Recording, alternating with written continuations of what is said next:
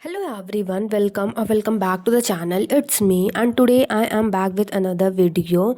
So in today's video I will be preparing for my biology periodical test. So without any further delay let's start the video. तो देखो दिन भर तो मैंने कुछ revise वगैरह किया नहीं था, बट शाम आते आते मैंने सोचा कि मैं रिवाइज़ कर लेती हूँ। तो यहाँ बस मैं रिवाइज़ करने ही वाली थी कि ये बंदा आकर लाइक मेरे ही बगल में खड़े होकर ये सैनिटाइज़र से आग वाला स्टंट कर रहा था। And I was like bro थोड़ी तो शर्म करो। बट फिर फाइनली मैंने इसको किसी तरह बंद करवाया एंड मैं पढ़ने लग गई थी। मैंने एस्क्रिएशन से शुरू किया था। एक्चुअली देखो मुझे ऐसा लगता है कि ह्यूमन फिजियोलॉजी का सबसे इजी चैप्टर जो है वो है एस्क्रिएशन।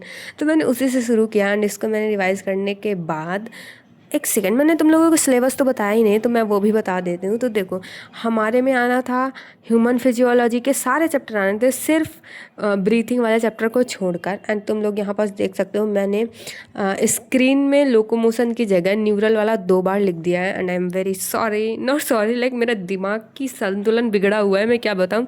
तो देखो पहले मैंने एस्क्रेशन वाला चैप्टर रिवाइज़ किया एंड फिर मुझे लगता है कि लोकोमोशन वाला चैप्टर भी ठीक ठाक है, तो फिर मैंने उसको रिवाइज़ किया एंड लास्ट में मैं करने वाली थी न्यूरल वाला। एंड यहाँ बस एक प्रॉब्लम भी थी, जो लास्ट चैप्टर था like chemical coordination and integration वाला चैप्टर, उसको मैंने कंप्लीट ही नहीं किया था।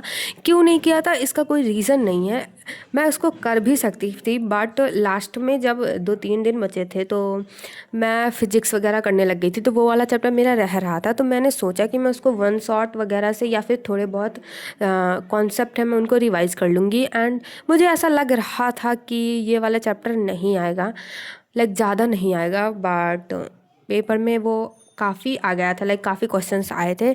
मैंने लिख तो दिया है बट आई डोंट नो कि मुझे पूरे नंबर्स मिलेंगे या नहीं।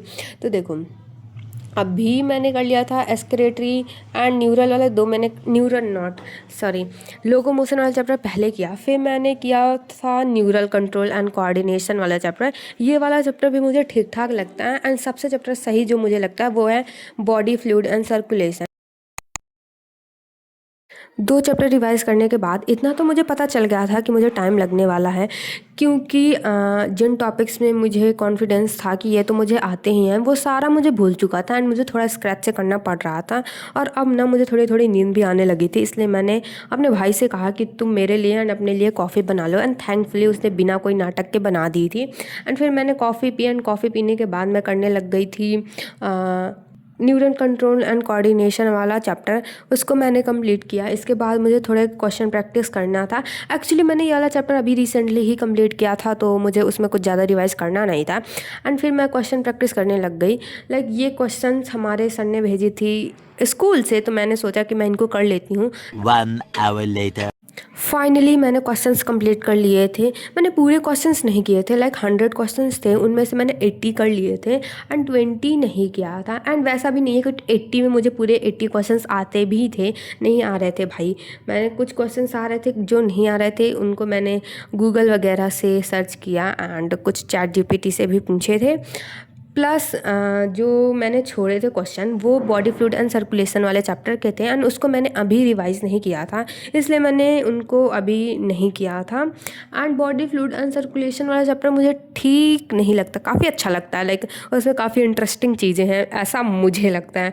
बाय द वे गाइस, तुम लोगों को कौन सा चैप्टर सबसे सही लगता है ह्यूमन फिजियोलॉजी का? Let me know in the comment section. And अभी 2 बज चुके थे, तो मैंने सोचा कि आप सोने चलते हैं, क्योंकि सुबह मुझे जल्दी जगना था, प्लस मुझे स्कूल भी जाना था, इसलिए मैंने कॉपी वगैरह बंद की सब एंड मैं सोने चली गई थी। नेक्स्ट डे मैं 5 बजे उठी थी, लाइक एकदम से मेरी नींद खुली और मुझे लगा कि काफ़ी लेट हो गया, अब मैं ये वाला चैप्टर रिवाइज़ नहीं कर पाऊँगी।